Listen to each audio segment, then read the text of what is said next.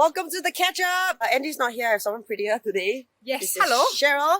And we are walking in this area because it's very nostalgic for us. We were both from TKGS. But she's older. Just a few years older. Why must say like this? Okay, so this field, right? This is the new building. Yeah. They've completely torn it down and changed it. But I remember my classroom used to face here, and I used to, like, in the afternoons when I was very sleepy, or like during periods when I was very sleepy, I would look out the window. Then they will run the 2.4 past the Yeah. window, right? And then I'll usually get screamed at like, Jade! But my first memory of Jade was we had a bus stop behind outside the Pizza Hut. And then there was this boy. Always a boy. Yeah, always a boy. In dark blue pants, so I was guessing AC, with this big bouquet of red roses. Then Xiao Jie here sauntered out. Then everybody's like, oh, it's Jade. That's so funny. You must have been Sec 1. Wow, then, you were Sec 1. Yeah, Sec 1. Because actually, Felicia Chin is one of our ex-TKGS schoolmates, and she told me the same story. She said she remembers this story where like someone was outside of school waiting for me to give me a bouquet of flowers. I guess that was quite a thing lah. That was my very first boyfriend. Oh. Sorry, mom. She had no idea until like years later. After I was with him for years, then I told her because a bit young. Okay, so today, I also invited you to help to be a guest on the catch up today because we're going to talk a bit about sports. So the Olympics in Japan, the upcoming Olympics. What's still happening? Yeah, it's still happening with a lot of social distancing. Like they're trying to Okay. find ways to social distance Yeah. and to make sure to keep it safe for everyone. But then the committee has actually also issued another 150,000 condoms to the athletes. So the joke is, Yeah, if you're supposed to be safe distancing from them, each other, then how the hell are you going to have sex, right? I think they're being serious about the social distancing, but they're also saying like, we know a lot of stuff happens with a lot of young No, but it's a bit of double people. standard. It's like, oh yeah, because I read like they will clamp down on you. You know, they will like ban you from the games if you get COVID or like if you breach the rules. Yeah. Like you have to ask permission to go everywhere. Yeah. You cannot anyhow like go to the gym or to the convenience store or whatever. Then the condoms for what? You need to ask permission, guys. You can have nookie with a 1 meter distance or How? I don't know. Then you don't need a condom, what?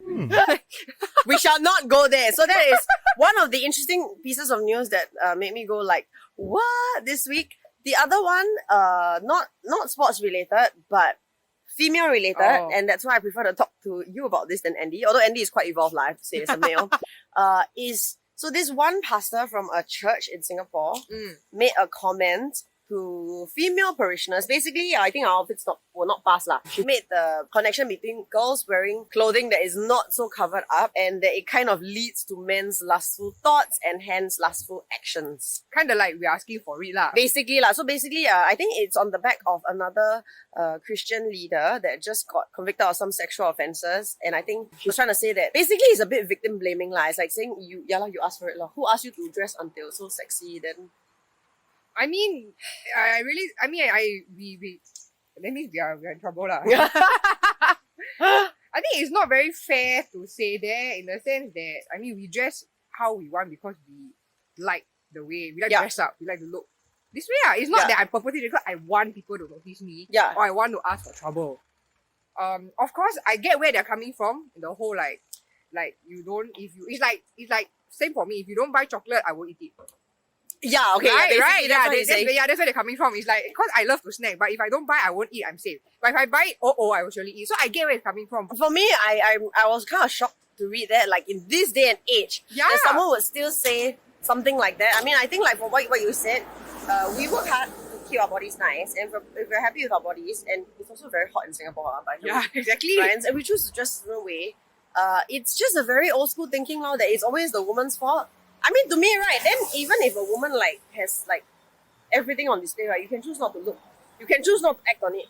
You know? Yeah. The onus is also on the men to do their part. Okay, it's not a woman's job to like make sure that you stay on the straight and narrow. So this is our thoughts. Let us know what you think about this issue in the comment box below.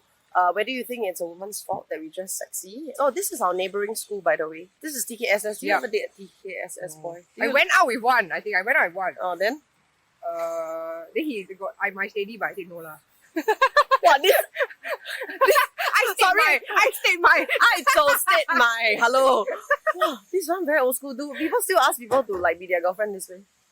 I don't think so. I think nowadays nobody even asks who is my girlfriend. They just like, you know, like 顺其自然, you just go out. Just How can this assuming that you cannot assume that I'm your girlfriend unless we have talked about it. The exclusive part, there is no knowing unless we say it. For me, like, so that's how how did Terrace ask you to be your girlfriend?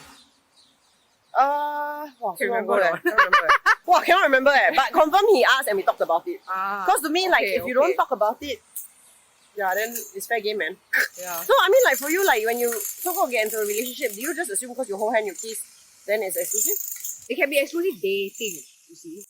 But you're not in an exclusive relationship. So what is the difference between we are dating and we are in an exclusive relationship? Essentially, it's the same thing. It's just having that title. Some people are quite sticky about it, but some people feel like, no, you must, like, I am your girlfriend. Oh, it's Yeah, a some people title just thing want lah. the title. Yeah, status. Oh, It's like status. they want to put a status, you know, so you can go Facebook and change in the relationship.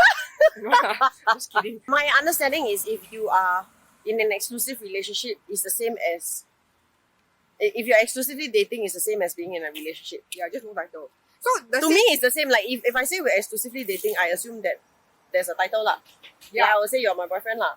yeah, I also would say that. Yeah. Also. But just that the person never asked, so you never became official. But I think it's very important to have the talk. So to me, it's like if you don't have the talk, right, we will never get to exclusively dating, nor will we get to relationship because we need to have the talk, people. So I said we very old school. I want to know what people think. Like, people even bother to like. Yeah, I feel like I need to talk quite early also, right? Oh, I don't need to talk early lah. Not too early also lah, but there needs to be a talk at some point. At some Not point, drag for like 6 months, 1 year, like without having a talk, right? That's weird. Then how you know whether you the other girl? I guess maybe about up to 6 months is okay. Okay, we are coming to the end of this episode, and just nice we are reaching Dunman Lane, which is the official address of Tanjong Katong Girls' School. Also, the gate by which I would sometimes run in if the other gate was locked. Because if you come late, right, the other gate, the side gate where I usually take the bus, it used to be locked, so we had to come in this way.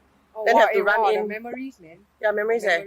Then run in, then late, right? Then you got to sing the national anthem on your own. It's very embarrassing. Okay, this has been the catch up for this week.